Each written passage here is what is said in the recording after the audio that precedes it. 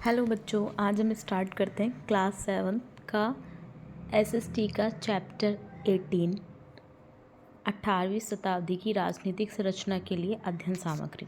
तो ये इसके नोट्स हैं। इसमें हम क्या क्या पढ़ेंगे।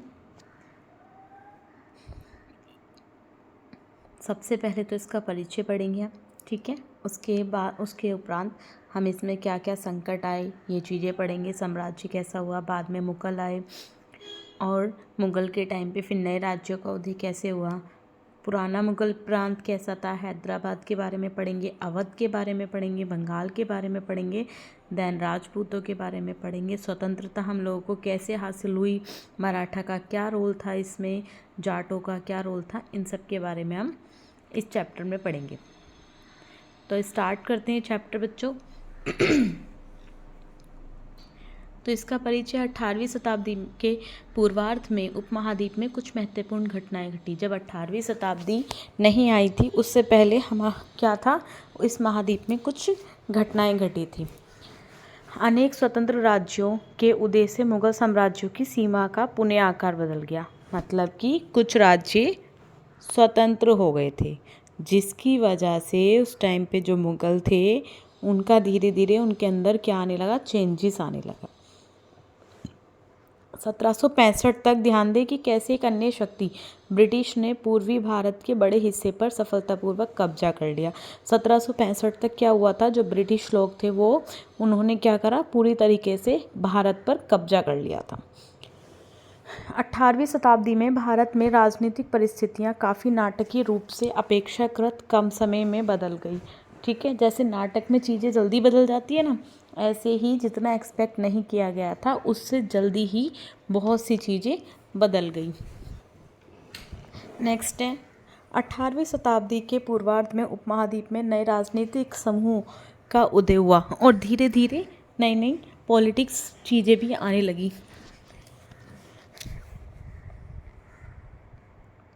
मोटे तौर पर 1707 में जब औरंगजेब की मृत्यु हुई, 1761 में पानीपत की तीसरी लड़ाई हुई, तो इस टाइम पे ज़्यादा चेंजेस आया था। नेक्स्ट वन है साम्राज्य का संकट और बाद में मुगल के बारे में बताया गया। मुगल साम्राज्य जो थे अपनी सफलता के लिए बहुत ज़्यादा फेमस थे ये लोग। 17वीं सदी के अंतिम वर्षों में कई तरह के संकटों का इन्हें सामना करना पड़ा और ये संकट जो थे कई कारणों से उत्पन्न हुए थे। सम्राट औरंगजेब ने दक्कन में लंबे समय तक युद्ध लड़कर अपने साम्राज्य की सैन्य वित्तीय संसाधनों को समाप्त कर दिया। औरंगजेब ने क्या करा, काफ़ी टाइम तक युद्ध लड़ा। अब युद्ध लड़ते रहे तो उनके पास जितने सैनिक थे, जितने सामान थे, धीरे धीरे वो चीज़ें ख़त्म होती रही, क्योंकि बहुत लॉन्ग टाइम तक लड़ा था।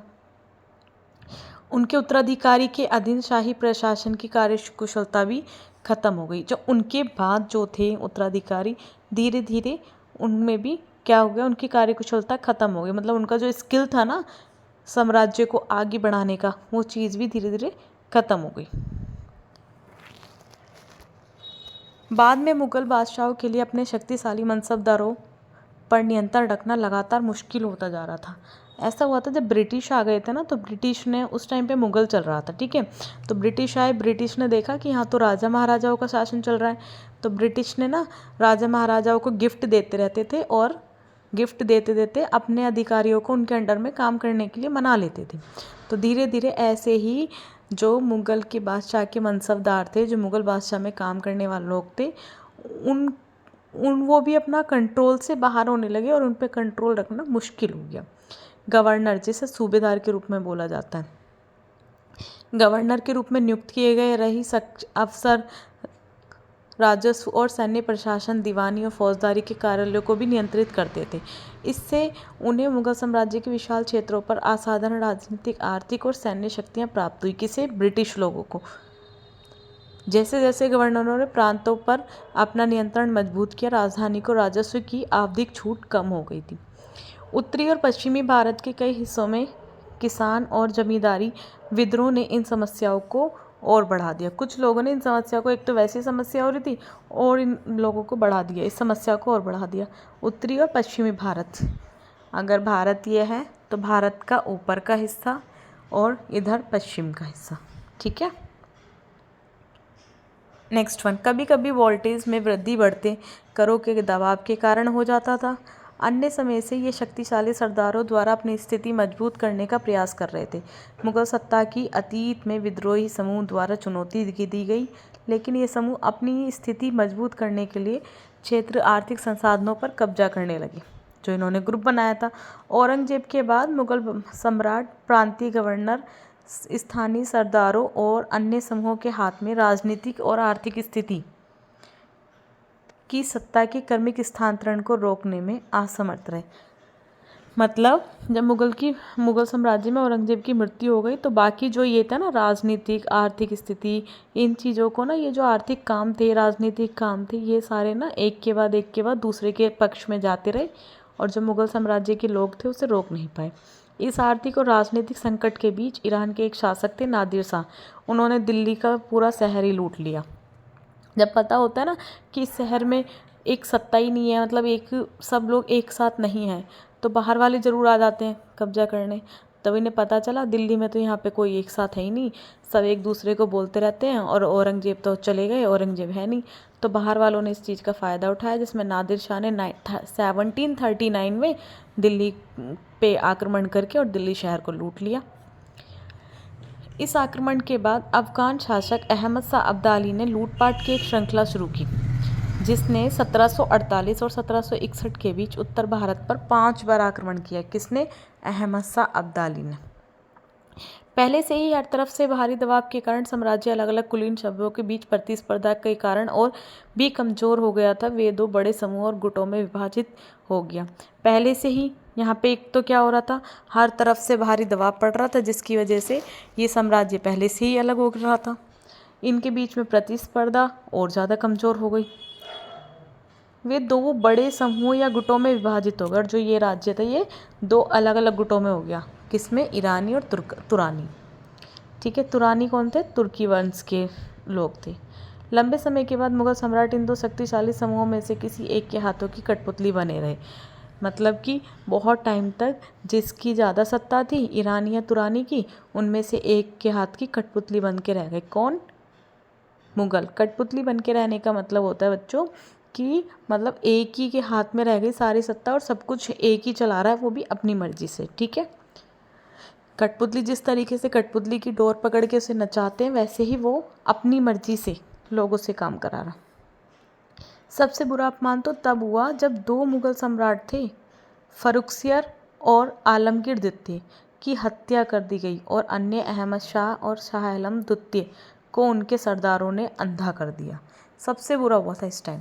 ठीक है, नए राज्यों का उदय हुआ। अब धीरे धीरे नए नए राज्य भी आए। मुगल सम्राटों के अधिकार में गिरावट के साथ बड़े प्रांतों के गवर्नर, सूबेदारों और बड़े जमींदारों ने उपमहाद्वीप के विभिन्न हिस्सों पर अपना कब्जा कर लिया। यहाँ के गवर्नर, सूबेदार और बड़े बड़े जो जमींदार थे ना, इन्होंने बहुत सारे हिस्सों पे, अलग अलग हिस्सों पे कब्जा कर लिया। 18वीं शताब्दी के दौरान मुगल साम्राज्य धीरे धीरे कई क्षेत्र में बंट गए। मोटे तौर पर 18वीं सदी के राज्यों को 3 समूहों में बांटा गया। एक वे राज्य जो अवध और बंगाल, हैदराबाद जैसे पुराने मुगल प्रांत थे, हालांकि बहुत शक्तिशाली थे और स्वतंत्र थे, लेकिन अब उनका कोई औपचारिक रूप से संबंध नहीं रहा था मुगलों से। वे राज्य जिन्होंने वतन जागीर, दूसरा था वे राज्य जिन्होंने वतन जागीर के रूप में मुगल के अधीन काफ़ी स्वतंत्रता का आनंद लिया था और इसमें काफ़ी राजपूत थे।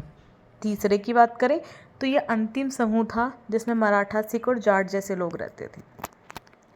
नेक्स्ट है पुराने मुगल प्रांत की। अगर हम बात करें तो पुराने मुगल प्रांत में 18वीं शताब्दी में पुराने मुगल प्रांतों से अलग होकर जो नए राज्य बनाए गए वो 3 राज्य थे, अवध, बंगाल और हैदराबाद।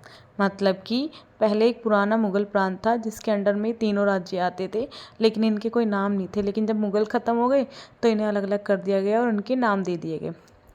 3 राज्यों की स्थापना उच्च कुलीन वर्गों के सदस्यों द्वारा की गई जो बड़े प्रांतों के गवर्नर थे। ये इनकी राज्यों की स्थापना किसने की? उच्च कुलीन वर्ग ने की। कौन कौन? उच्च कुलीन वर्ग मतलब जो काफ़ी रिच थे, ठीक है, और जिन्हें मतलब ऊंचा माना जाता था। ठीक है, शाह आदत खान ने की अवध की, मुर्शिद कुली खान ने की बंगाल की और आसफ जहाँ ने की हैदराबाद की।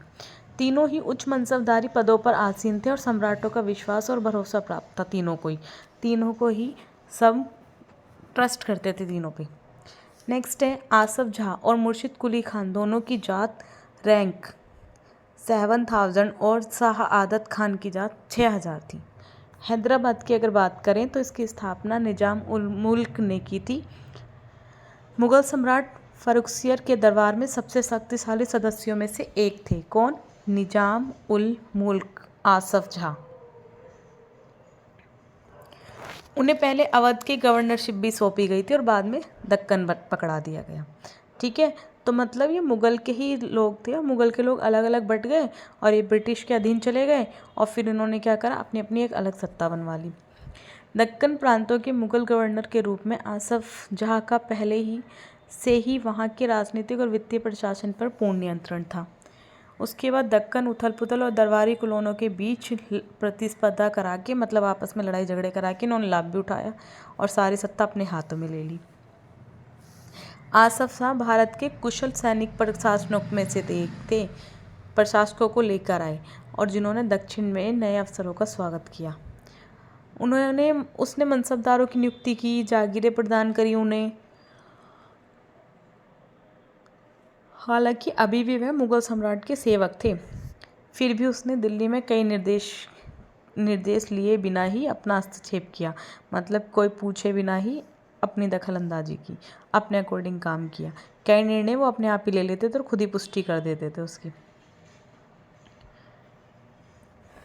हैदराबाद राज्य लगातार पश्चिम में मराठों के खिलाफ और पठार के स्वतंत्र तेलुगु योद्धा के साथ संघर्ष में लगे रहते थे।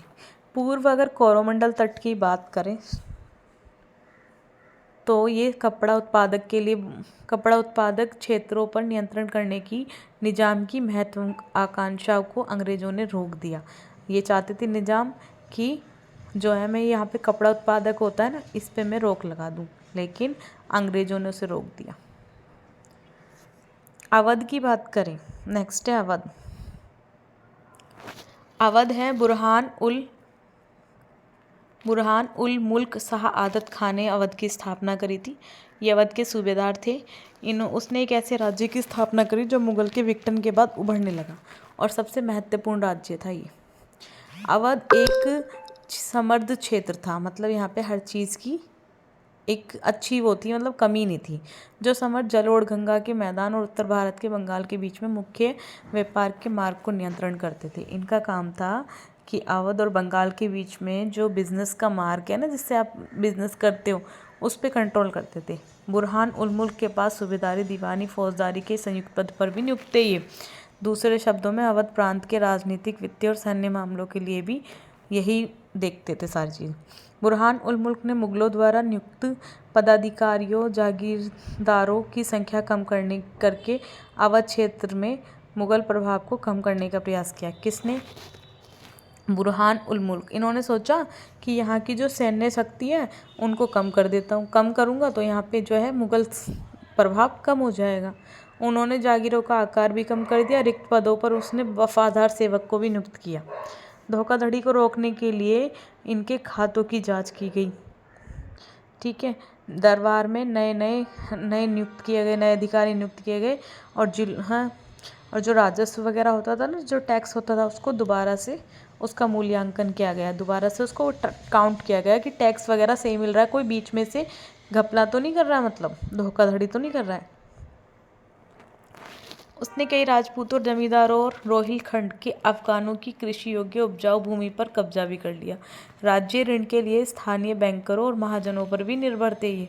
इसने कर वसूलने का अधिकार सबसे ऊंची बोली लगाने वालों को दिया कि जो सबसे ऊंची बोली लगाएगा उसे कर बेच देते थे ये।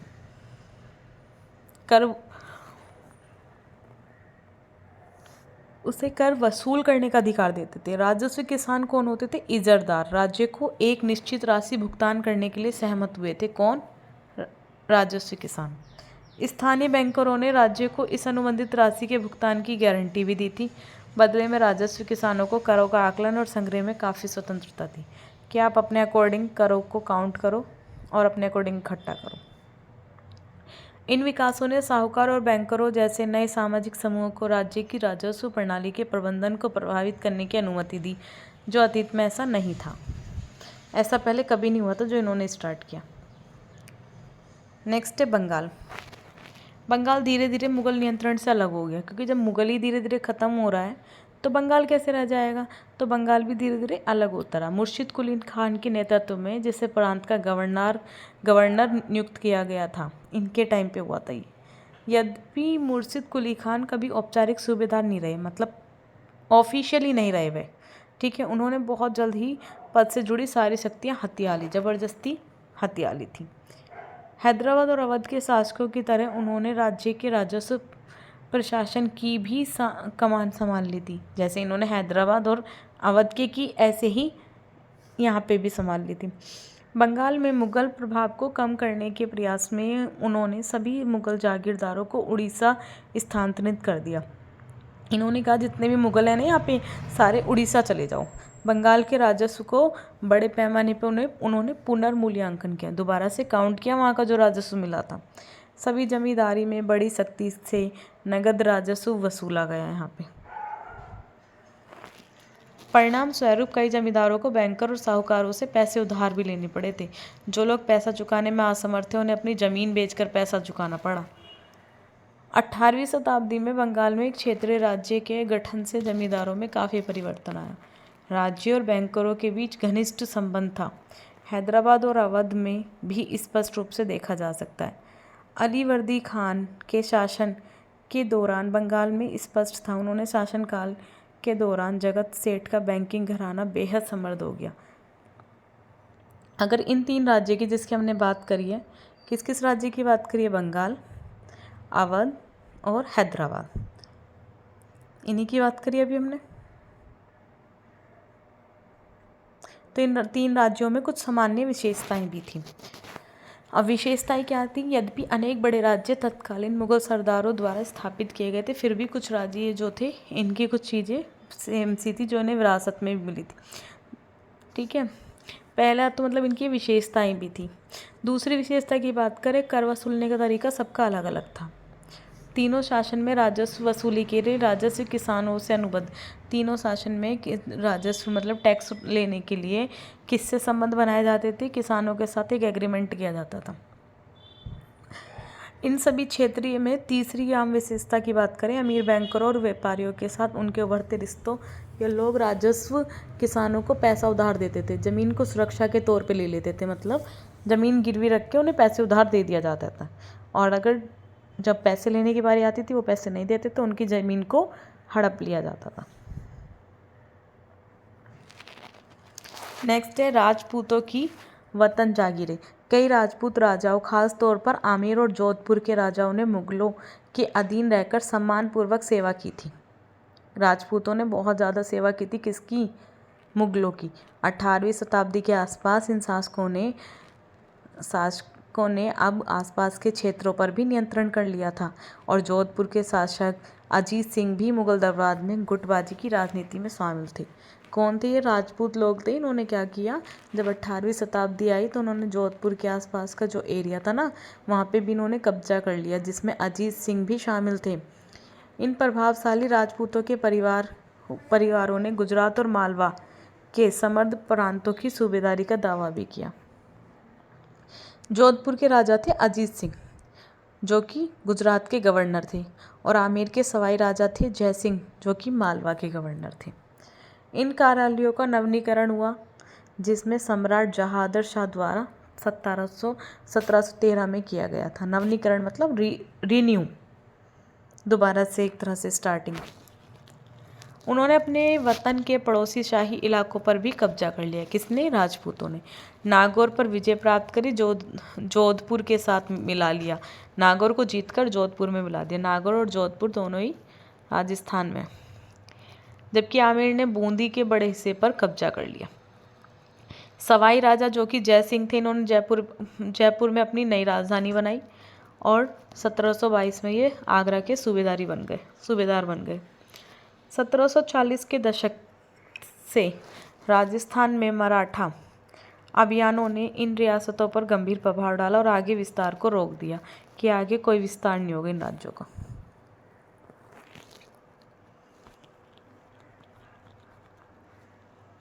नेक्स्ट है स्वतंत्रता हासिल करना। अब आते हैं सिख। सिख की अगर बात करें तो 17वीं शताब्दी के दौरान सिखों का एक अपना अलग ही समुदाय था, जिसमें गुरु गोविंद सिंह फर्स्ट थे। इन्होंने खालसा की स्थापना भी करी थी और बहुत सी लड़ाइयाँ लड़ी थी। 1708 में उनकी मृत्यु हो गई। खालसा ने बंदा बहादुर के नेतृत्व में मुगल सत्ता के खिलाफ विद्रोह कर दिया, क्योंकि जब ये मर गए तो इनके जो शिष्य थे बंदा बहादुर, उन्होंने क्या करा, उन्होंने लड़ाई स्टार्ट कर दी। गुरु नानक और गुरु गोविंद सिंह के नाम पर सिक्के भी चलाए और सतलुज और यमुना के बीच में अपना प्रशासन भी स्थापित करा। बंदा बहादुर को 1715 में पकड़ लिया गया और 1716 में उसे मार दिया गया। नेक्स्ट वन, 18वीं शताब्दी में कई योग्य नेताओं के नेतृत्व में सिखों ने स्वयं को कई समूहों में संगठित किया, जिसे जत्था कहा गया। सिखों ने अपने ग्रुप को एक संगठन बना लिया, जिसको क्या कहा गया, जत्था कहा गया, और बाद में मिसल कहा गया। उनकी एक संयुक्त सेना थी, ग्रैंड आर्मी के नाम से जानी जाती थी। वो बैसाखी और दिवाली के समय पे अमृतसर में मिलता था और सामूहिक निर्णय लेते थे और गुरु के संकल्प के रूप में ही बात करते थे, और इन्हें गुरु के संकल्प के रूप में भी जाना जाता था। राखी नामक एक प्रणाली भी शुरू की, जिसमें किसानों को उपज का 20% कर चुकाने की सुरक्षा दी गई थी कि जितने आपको उपज हुई है ना, उसका सिर्फ 20% चुकाओ। किसने कहा था ये? सिख ने। गुरु गोविंद सिंह ने खालसा को ये विश्वास दिलाया कि उनका भाग्य शासन करना मतलब राज करना है। उनके सुव्यवस्थित संगठन ने उन्हें पहले मुगल शासकों और अहमद शाह अब्दाली के सफल प्रतिरोध में सक्षम बनाया, जिन्होंने मुगलों से पंजाब के समृद्ध प्रांत और शहरीद की सरकार भी छीन ली थी। खालसा में 1765 में पुणे अपना सिक्का चलाकर अपनी संप्रभुता बताई कि हम ही मालिक हैं। महत्वपूर्ण बात यह थी कि इस सिक्के पर शिलालेख अंकित थे। एक शिलालेख बना दिया गया था, जो बंदा बहादुर के समय खालसा द्वारा आदेश दिया गया था। मतलब जो सिक्के चलाए गए थे ना, उस पर एक शिलालेख बना हुआ था, एक चित्रकारी सी बनी हुई थी, ठीक है, जो बंदा बहादुर के टाइम पे भी चलता था और उन्होंने आदेश दिया था। 18वीं शताब्दी के उत्तरार्ध में सिख क्षेत्र सिंधु से यमुना तक फैला हुआ था, लेकिन वे विभिन्न शासकों के अधीन विभाजित थे। उनमें से एक महाराजा रणजीत सिंह ने इन समूहों को फिर से एकजुट किया, क्योंकि अलग अलग हो गए थे, इन्होंने एक साथ किया। 1799 में लाहौर में अपनी राजधानी को स्थापित किया। नेक्स्ट आते हैं मराठा साम्राज्य मुगल शासन के निरंतर विरोध से उत्पन्न एक शक्तिशाली क्षेत्र था। शिवाजी ने शक्तिशाली योद्धा परिवारों देशमुखों के संयोग से एक स्थिर राज्य की स्थापना करी। किसने की थी? शिवाजी ने। अत्यधिक गतिशील किसान पशुपालकों के समूह मराठा सैनिकी रीढ़ थे। शिवाजी ने इन सेनाओं को प्रायद्वीप मुगलों को चुनौती देने के लिए कहा गया था। मतलब शिवाजी ने क्या किया था, जो इनके पास सेना थी उनका प्रयोग इसलिए किया मुगलों से कोई ये चुनौती दे सके। शिवाजी की मृत्यु हो गई। मराठा राज्य बहुत ज़्यादा शक्तिशाली फिर हो गया। चित्तपावन ब्राह्मणों के एक परिवार के पास थी।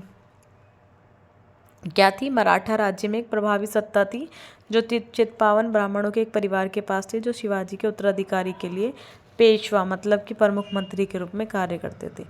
पुनः मराठा साम्राज्य राज की राजधानी बनी।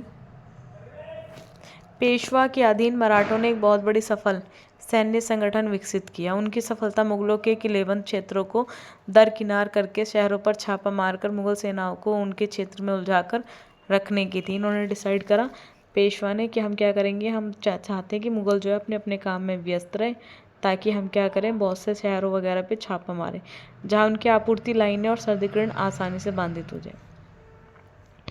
1720 और 1761 के बीच मराठा साम्राज्य का विस्तार हुआ था। इसने धीरे धीरे मुगल सम्राट को कमज़ोर कर दिया था, ठीक है, और मालवा और गुजरात को भी छीन लिया गया था। 1730 के दशक में मराठा राजा को पूरे दक्कन प्रायद्वीप के अधिपति के रूप में मान्यता मिली। उसे पूरे क्षेत्र में चौथ और सरदेश मुखी वसूलने का भी काम दिया गया। ये क्या थे? ये भी एक कर थे। 1737 में दिल्ली पर आक्रमण के बाद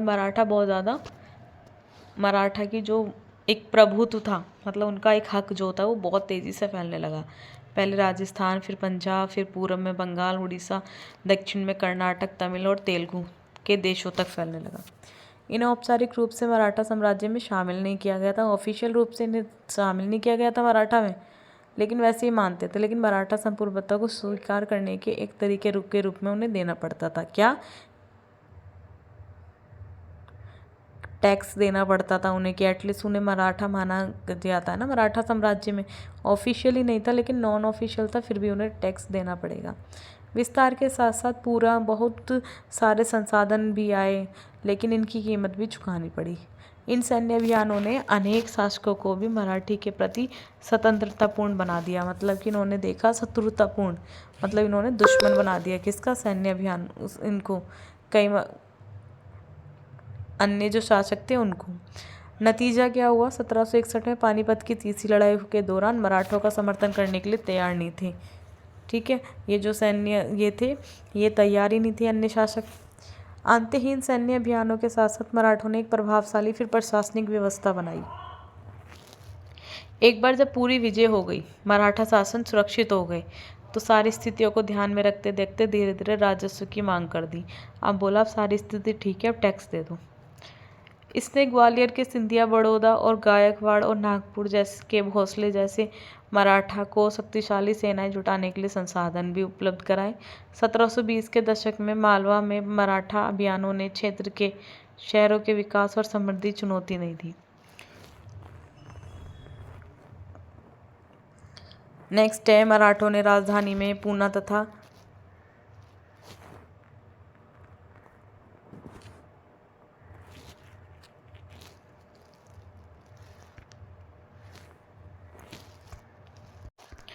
नेक्स्ट है, इन्होंने राजधानी में पूना में नया आउटलेट, मराठा राजधानी पूना में नया आउटलेट आया। ठीक है, बुरहानपुर जो पहले आगरा था सूरत के बीच में व्यापार में भाग लेता था, अब अपने भीतरी क्षेत्र का विस्तार करके करीब दक्षिण में पूना और नागपुर तथा पूरब में लखनऊ और इलाहाबाद को भी इसमें शामिल कर लिया। अब लास्ट बात आती है जाटों की।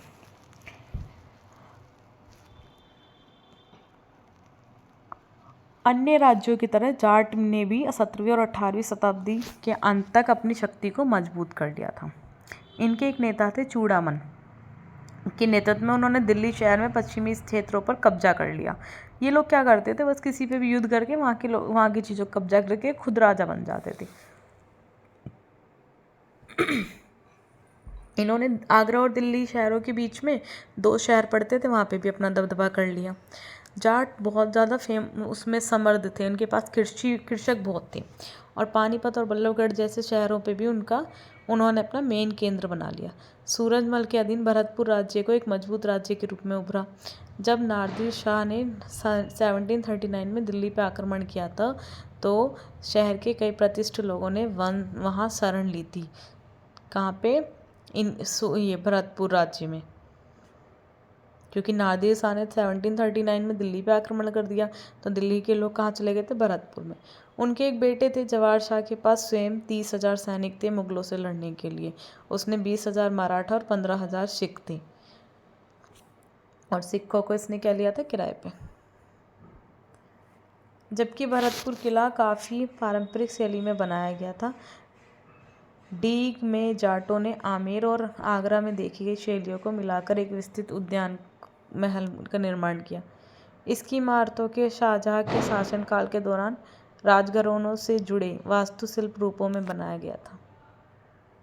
चलो बच्चों, इस चैप्टर को फिनिश करते हैं। चैप्टर फिनिश हो गया। कुछ प्रॉब्लम है तो you can ask me any time, आप मुझे मैसेज कर सकते हो। ठीक है।